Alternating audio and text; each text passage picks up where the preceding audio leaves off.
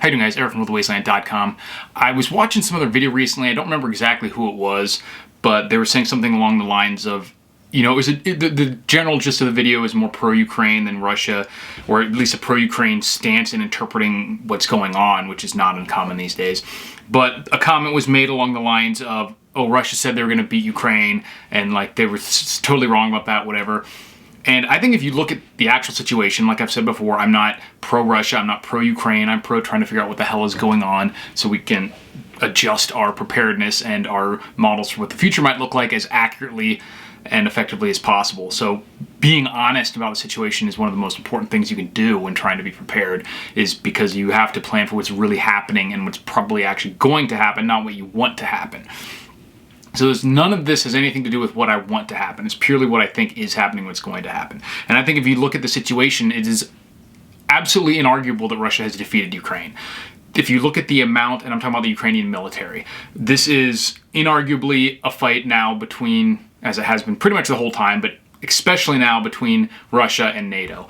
And we have long since been past the point where if there wasn't massive amounts of NATO involvement, direct involvement, that it would be completely over by now. If you look at the amount, there's something around 150 to 200 billion dollars in direct aid has been sent to Ukraine.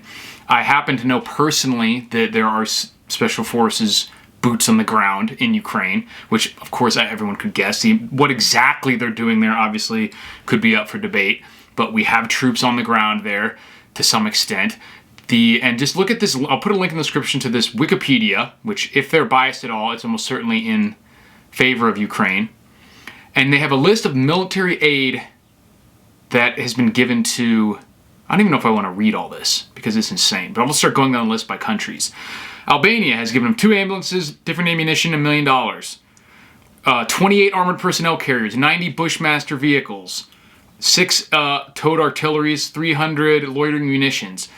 And that's Australia now too. Radar system, $100 million or $96 million in ammunition. Tactical decoys, $20 million worth of stock. Training, $3 million to a trust fund. Austria has given them $155 million, or 150, millimeter ammunition, 10,000 helmets, 9,000 flak jackets. Azerbaijan has given them mortar systems, aerial bombs.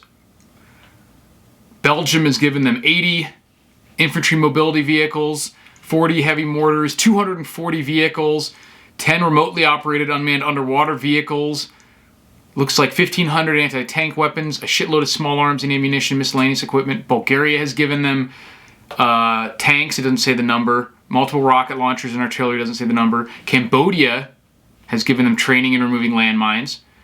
Then we have Canada has given them 13 surface-to-air missiles, over 300 air-to-air missiles, 4 towed howitzers, 8 Leopard tanks, 3 engineering vehicles, 39 armored personnel carriers, 200 infantry vehicles, 76 forward-looking infrared turrets, 4,600 anti-tank weapons, a shitload of small arms and military gear that I'm not going to list, all a bunch of training, and over $3 billion in financial aid.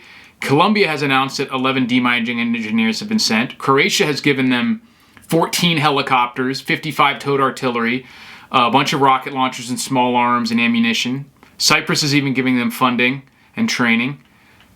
Czech Republic has given them a bunch of training, 165 plus tanks, 226 plus fighting vehicles, 4 attack helicopters, 50 plus self-propelled artilleries, 35 plus multiple rocket launcher MLRS systems, 128 plus heavy mortars, 121 self-prepared air defense systems, almost 300 man-portable air defense systems, 10,000 RPGs, shitload assault rifles and small arms that I'm not going to mention, and miscellaneous equipment.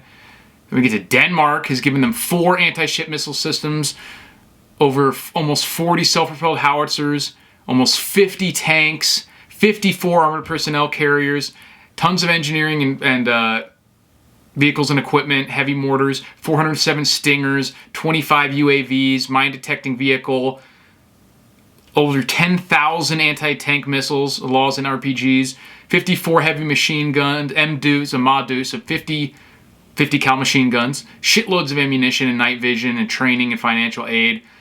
Then we get to Estonia has given them 122 millimeter artilleries, 155 millimeter artilleries, 12 are going to be delivered, 20 vehicles, naval patrol boats, 7 drones, hundreds of anti-tank weapons and small arms. Finland has given them an armored personnel carrier, 6 Leopard tanks, anti-aircraft guns, towed artillery, heavy mortars, over 1,500 anti-tank missiles, shitloads of small arms as usual. France has given them 3 air defense systems, 2 MLRS systems, 30 self-propelled artilleries, 15 towed artilleries, unknown number of mortars, 30 fighting vehicles, 60 armored personnel carriers, 20 infantry mobility vehicles, which are kind of like MRAPs, Renaults and Peugeot vehicles, engineering equipment, anti-tank mines and guided missiles, tons of individual equipment. And then Germany, there's some big stuff here.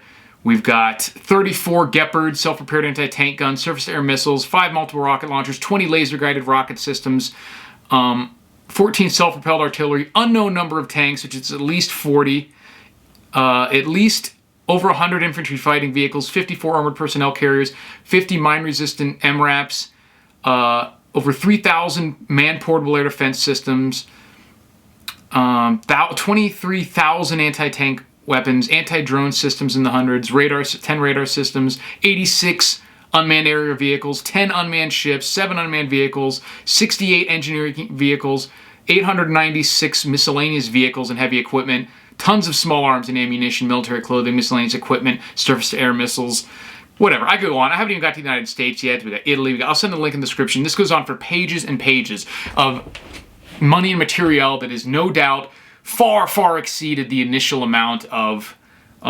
resources that the Ukrainian military even had to begin with, which was already a very, very substantial military to the point where it was exceeding most of the NATO militaries and was extremely large, extremely well trained and experienced military.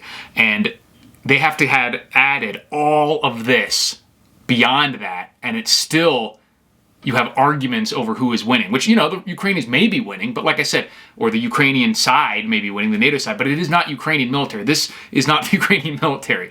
That'd be like saying, if someone's fighting, I'm going to fight this dude, and then there's like 3 or 4 of his buddies, and it's like an even fight, and you're like, yeah, you said you were going to kick his ass. Like, bro, I'm fighting 4 of you at the same time. And like I said, this isn't to gas up Russia or say that they're awesome or something. I'm just saying, like, this shows you that all these talks about, like, we saw stuff from 2 weeks in that Russia was like, all their tanks were gone and they were having to kill people with shovels or whatever. Like, so you have to at least admit that obviously that shit is bullshit, because they've had to dump in what equates to probably the 3rd or 4th largest military in the world when you add up everything that Ukraine has and everything that has gone into Ukraine since. I guarantee you that if you totaled that up, it would only be behind Russia, China, US. Maybe something like India or Pakistan or something would be ahead of it, but probably not in terms of the actual, only in terms of like troops, not in terms of the number of tanks and all the other stuff that they have. So it's insane, and it's still not a given on who's going to win. And that's why I've always said that I think it's going to come down to the people. It's really, really hard, the troops. What's going to happen when Ukraine runs out of people? We can give them as many Leopard tanks, as many rocket launchers and unmanned aerial vehicles and everything, and as much ammunition and money. But when they run out of having enough people to physically resist Russia, assuming they don't somehow, beat Russia before that, what's going to happen? Whose people are going to be there? What countries' people are going to be there to pull those triggers on those artillery systems and to drive those tanks and to drive these F-16s and everything that's supposedly going over there? So that's going to be the main deciding factor. And that and nuclear weapons. Obviously, at any point, a nuke could be used by either side, which will definitely set the tone, if not change the entire direction of this conflict, depending on how it's used, where it's used, who used it. But I really wish it was possible to get accurate figures on casualties, because, and I know people probably send them to me and be like, oh yes, the Russians have lost 500 million people or whatever the Ukrainian bros are saying now, but I want accurate, if we had accurate numbers on what each side had lost, and not just died, but in how many were injured enough to be taken out of the fight, and how many active troops each country has left, then I think that would be a much better picture, give us a much better picture of what's going on and how this is going to progress in the future than looking at all these maps that show like this line has gone here and Ukraine lost one Leopard tank here and all that, you know what I mean? Because like I said, that's the minutia of it. We're trying to see big picture to figure out where this is going. For my purposes, it doesn't matter if Ukraine lost 4 Leopard tanks yesterday or 1 or 10 or whatever. I'm trying to see a big picture here, the world is going to look like in 6 months, 2 years, 5 years, 10 years. So let me know what you guys think. Check out that list. It's pretty intense of all the stuff that has been sent to Ukraine.